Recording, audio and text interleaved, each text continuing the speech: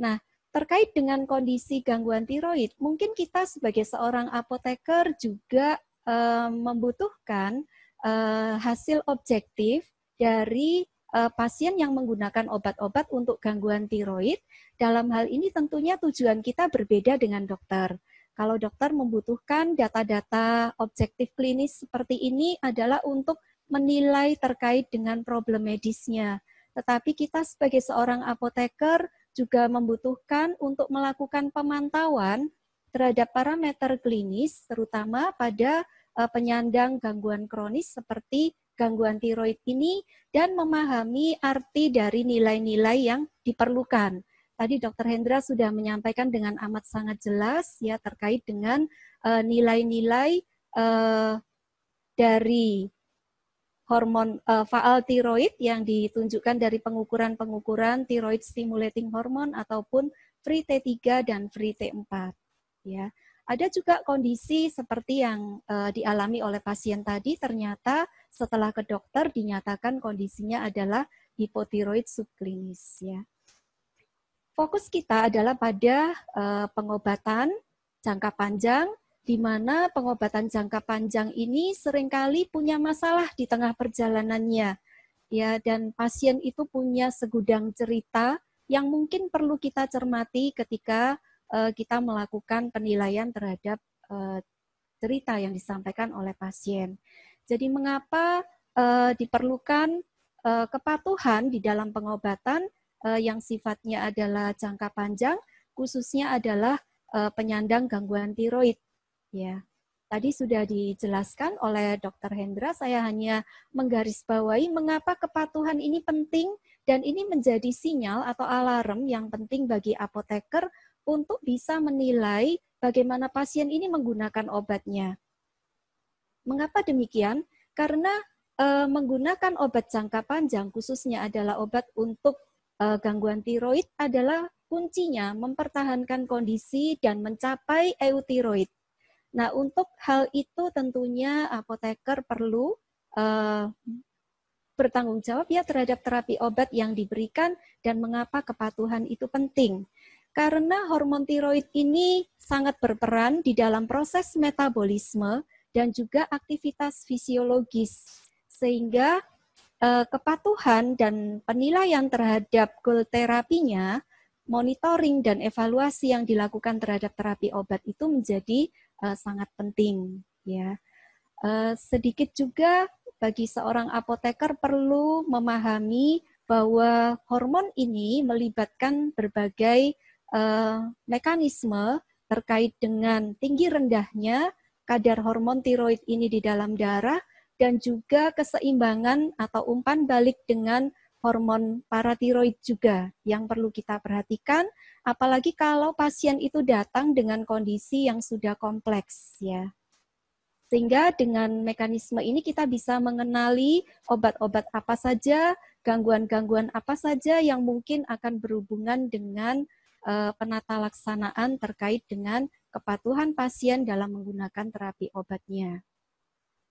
Ada satu hal yang penting di sini bagi kita seorang apoteker, bahwa kalau dilihat dari rumusnya yang dikatakan sebagai hormon tiroid itu bentuk aktifnya adalah tiroksin atau T4, dan di mana tiroksin, dan di mana tiroksin ini dimetabolisme oleh hepar untuk menghasilkan bentuk aktifnya, yaitu T3. Kalau dilihat dari strukturnya, sejawat apoteker, di sini ada iodin di dalam struktur dari tiroksin. Ini ada hubungannya terkait dengan keseimbangan, dan tadi juga sudah disampaikan oleh Dr. Hendra di dalam pemaparannya tadi, bahwa terkait dengan penata laksanaan tiroid, kita juga perlu mengenal terkait dengan peran iodin. Ya.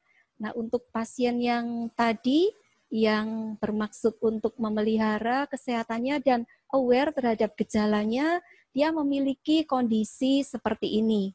Kalau dilihat dari free T4-nya berada pada rentang eutiroid, sedangkan thyroid stimulating hormonnya tinggi, yang menunjukkan bahwa kondisi seperti ini belum bisa dikatakan sebagai hipotiroid dan dokter menyampaikan di sini adalah hipotiroid subklinis. Tetapi ada data lain yang perlu diperhatikan juga karena tiroid ini berhubungan dengan metabolisme, pasien ini juga mengalami gangguan pada metabolisme yang lain yaitu metabolisme lipid ya, sehingga hati-hati juga rekan sejawat apoteker kalau pasien itu kadang kan suka periksa-periksa sendiri dan menanyakan obatnya langsung ke apotek. Nah, terkait dengan penata laksanaan gangguan hormon khususnya tiroid maupun diabetes sangat diperlukan penegakan diagnosa yang jelas oleh seorang dokter ya. Tentunya di sini kita sebagai apoteker itu bisa memberikan edukasi untuk mengarahkan. Terkait dengan penata laksanaan terapi obat, di sini dalam kondisi hipertiroid maupun hipotiroid melibatkan pengobatan oral yang tentunya perlu dengan hati-hati memantau gejala dan juga goal terapinya, dan banyak aspek dari pasien itu yang bisa menyebabkan kondisinya ini naik dan turun ya, termasuk stres dan lain-lain. Faktor nutrisi juga penting. Makanan yang dikonsumsi itu juga penting karena ada makanan-makanan tertentu itu yang bisa bersifat goitrogen sehingga akan mempengaruhi produksi dari hormon tiroid dan juga akan mempengaruhi terapi jangka panjang dengan pengobatan tiroid. Nah, fokus pada adherence atau kepatuhan di sini ada hal yang sangat menarik ya. Di sini ada penelitian kepatuhan penggunaan obat levotiroxin. Ternyata pasien ini kalau menggunakan obat jangka panjang ini banyak masalahnya. Rata-rata mereka itu tidak bisa menggunakan obat dengan patuh, alasan klasiknya adalah lupa. Ya, dan ini bisa dimaklumi terkait dengan kesibukan dan lain-lain. Tetapi ada juga faktor yang perlu dipertimbangkan di sini adalah terkait dengan pilihan obatnya. Kemudian hubungan antara pasien dengan provider, misalkan ini obatnya di cover BPJS atau enggak, bagaimana bisa mendapatkan obat ini supaya bisa mendapatkan coverage dari asuransi yang dimiliki. Belum lagi terkait dengan faktor-faktor pasien yang mempengaruhi kepatuhan. Ya, dan ternyata kepatuhan ini amat sangat berhubungan dengan kontrol dari hormon tiroid. Ya. Pada penelitian yang lain yang pernah saya lakukan, ternyata di Indonesia itu kondisinya berbeda dan cukup unik. Bahwa selain lupa, kadang pasien itu bisa memutuskan sendiri, saya nggak mau minum obat ini lagi. Ya, sehingga pasien itu perlu kita gali dulu. Apa alasannya, apa preferensinya, dia tidak mau menggunakan obat, dan beralih mungkin kepada pengobatan yang lain. Ya. Sehingga sangat menarik ya seorang apoteker ketika ketemu dengan pasien dan bagaimana mendukung pasien ini untuk menjalani pengobatannya dengan baik. Kemudian kadang juga ada masalah, nah ini yang cukup menarik ini di Indonesia.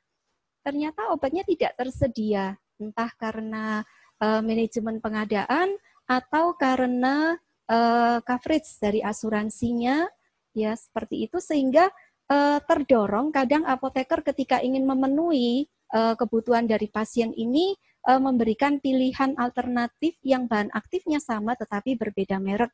Dan itu amat sangat harus hati-hati, khususnya pada pasien dengan gangguan tiroid. Ya. Dan problem yang penting terkait dengan kepatuhan ini merupakan tanggung jawab dari seorang apoteker. Pemahaman pasien terhadap terapi obatnya ini juga menjadi hal yang sangat penting. Ada hal yang menarik di sini terkait dengan tema mengapa pasien itu nggak patuh. Ya, ada 6 domain terkait dengan kepatuhan yang sangat menarik.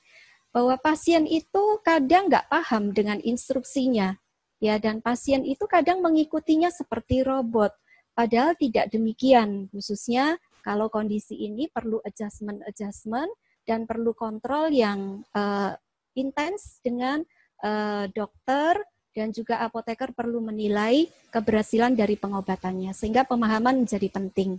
Kemudian kadang masalahnya adalah pasien tidak bisa mendapatkan terapi obatnya, ya terkait dengan ketersediaan ataupun dengan coverage asuransinya, memutuskan tidak menggunakan obat lagi karena bosan mungkin, karena cemas dengan efek sampingnya, kok mengalami reaksi alergi selama menggunakan obat padahal di awal-awal enggak, ya itu menjadi hal yang sangat penting. Kemudian terkait dengan lupa, ini juga bisa kita dengan adanya aplikasi saat ini bisa kita buat dalam bentuk reminder dan lain-lain, karena pada kenyataannya instruksi yang kompleks itu membuat pasien itu kadang lupa, nggak ada yang ngingetin atau kadang buru-buru. Kemudian ketersediaan obat yang mungkin tidak bisa terjangkau oleh pasien dan permasalahan terkait dengan menggunakan obatnya atau menelan obatnya. Sehingga solusi terkait dengan adherence di sini intinya adalah kita perlu fokus pada pasiennya dan bahwa menggunakan obat dengan rutin itu bukan hanya tanggung jawab pasien, tetapi kita sebagai seorang apoteker juga ikut berperan karena kepatuhan itu adalah endpoint. Kalau pasien itu bisa paham, dia bisa menggunakan obatnya dengan sesuai, dia mendapatkan efektivitas yang setinggi-tingginya dan juga merasakan bahwa obatnya aman, maka pasien akan bisa mematuhi obatnya dengan baik. Itulah yang dinamakan sebagai proses pengambilan keputusan dari pasien, bahwa sebagai seorang apoteker kita perlu pendekatan, mengingatkan kembali kita terhadap konsep-konsep pelayanan kefarmasian, karena pasien itu punya pengalaman tentunya dengan terapi obatnya. Sedangkan apoteker harus punya keterampilan untuk bisa menilai pengalaman dari pasien itu terkait dengan dimensi di sini terkait dengan obat ada 4 sejawat yang saya muliakan, yaitu terkait dengan pemahaman indikasi, harapan pasien terhadap efektivitas yang nantinya dituangkan dalam bentuk aturan penggunaan obatnya atau regimen terapi, kepedulian dari pasien tentunya ketika dia merasakan bahwa obatnya ini aman, dan juga terkait dengan perilaku dari pasien atau kebiasaan, maka kalau semua ini bisa terpenuhi, maka pasien akan mampu untuk mematuhi dan pasien akan adherence. Ya. Terkait dengan menyelesaikan masalah dari pasien, tentunya ada proses kolaborasi antara apoteker dengan dokter. Nah, disinilah perubahan peran dari apoteker di dalam pelayanan kefarmasian. Kita tidak lagi hanya pada fokus pada produk, menyerahkan obat kepada pasien, tetapi kita juga berkomunikasi, care terhadap obat yang diserahkan terhadap pasien ini, dan menilai pengalaman pengobatan pasien untuk mewujudkan pengobatan yang mencapai hasil yang optimal di dalam pengobatan. Terkait dengan konsep pharmaceutical care, tadi seperti outline-nya kita ingin melakukan penilaian, memberikan rencana pelayanan, dan mengevaluasi pengobatan pasien. Di dalam pharmaceutical care sangat dibutuhkan pengetahuan terkait dengan obat dan penyakitnya. Dan tentunya sangat menarik ketika seorang apoteker itu berada di sisi pasien, mencermati bagaimana mereka menggunakan obatnya. Ini adalah contoh seorang pasien yang memiliki problem yang kompleks. Selain diabetes, dia juga hipertensi dan juga mengalami gangguan metabolisme lipid, kemudian gangguan metabolisme asam urat juga, mengalami osteoporosis dan juga hipotiroid. Ya.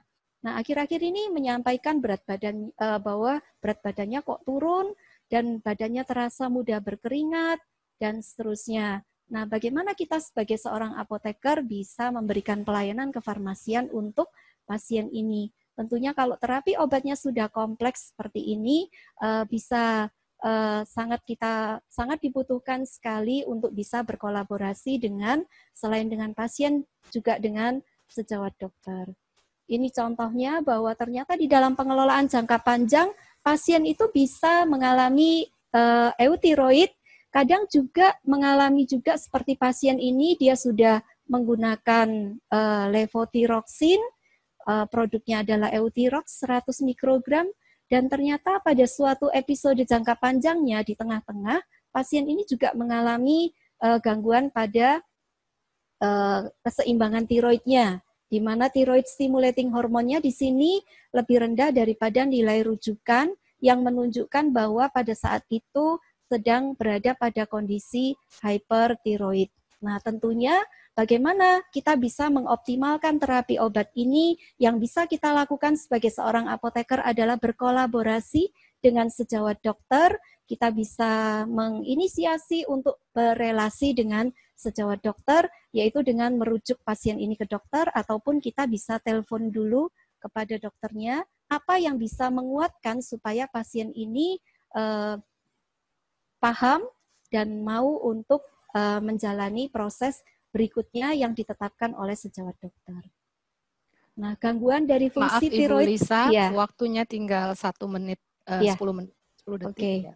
Nah, terkait dengan pengobatan jangka panjang bagi apoteker di sini levotiroxin tadi adalah obat yang rentang terapinya sempit dan dia dipengaruhi oleh makanan sehingga aturan minumnya juga harus kita tekankan. Dan banyak faktor yang menentukan dosis ya tadi juga sudah disampaikan bahwa indeks massa tubuh itu juga sangat menentukan terkait dengan penata laksana dosis yang dibutuhkan oleh pasien dengan gangguan tiroid. Terkait dengan menyediakan obat pada anak itu juga sangat menarik bagaimana ketika obat itu harus diracik dan mungkin bagian yang penting di sini adalah memahami terkait dengan regimen terapi bahwa ternyata karakteristik dari levotiroxin itu unik selain dia adalah neurotherapeutic index, T setengahnya ternyata berbeda pada kondisi hipotiroid dan pada kondisi eutiroid. Ternyata T setengahnya lebih panjang pada kondisi hipotiroid. Sehingga tadi juga disampaikan bahwa ternyata kalau kondisi hipotiroid itu sangat diperlukan manajemen yang lebih intens dan pemantauan yang lebih ketat. Ya. Terkait dengan keamanan, levotiroxin merupakan pilihan yang paling aman. Kuncinya adalah mempertahankan keberadaan obat di dalam darah berada pada kondisi yang terkontrol. Sedangkan untuk hipertiroid di sini thiamasol pilihannya ada pada metimazol atau thiamasol, carbimazol yang merupakan prodrug dari thiamasol dan PTU. Tadi sudah sangat jelas disampaikan oleh Dr. Hendra. Saya hanya sedikit menambahkan terkait dengan peran kita untuk optimalisasi penggunaan obat adalah bagaimana jika nanti diperlukan konversi dosis dari PTU ke thiamasol atau metimazol. Ternyata dari PTU ke metimazol dosisnya nanti bisa dibagi 10, sedangkan dari metimazol ke PTU dosisnya dikalikan 10. Jadi dosis dari PTU lebih tinggi dan waktu untuk mencapai eutiroid lebih cepat adalah pada metimazol. Ya.